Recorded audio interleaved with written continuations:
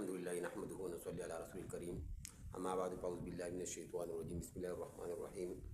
قال الله تعالى في كتابه المجيد: الله لا إله إلا هو الحي القيوم لا تأخذه سنة ولا نوم. صدق الله العظيم. زما د ویورس کتونکو ناظرینو السلام علیکم ورحمة الله وبرکاته.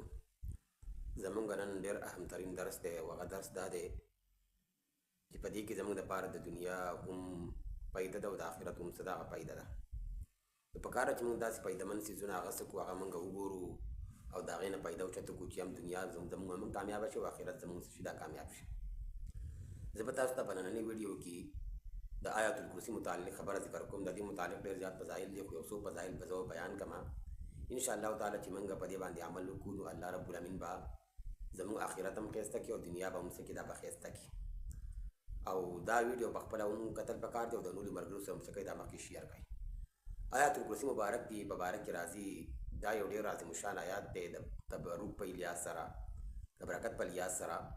او د دې په باره کې دا راځي چې کوم حدیث کې دا راځي چې کوم یو سړي د فرض مانځه نه وروسته فرض لمونځ نه وروسته لکه فرض عام طور باندې په امام پسې کېږي او فرض وکړی شو د دې نه وروسته سړی آیت الکرسي دا یو پیر ولولي نو د دې بنده په مابین کې صرف یو څیز دی چې هغه به حایل دی نور د دې نه علاوه دا به ډایرکټ جنت ته ځي. نو هغه حایل څه شي دی هغه مرګ دی چې کله د انسان نه مرګ راشي نو دا به د دې نه وروسته فوراً چېرته به ځي جنت ته به ځي.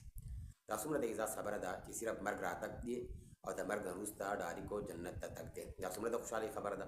نو پکار ده چې د هر فرض مانځه نه وروسته موږ د دې معمول څه کړو دا جوړ کړو.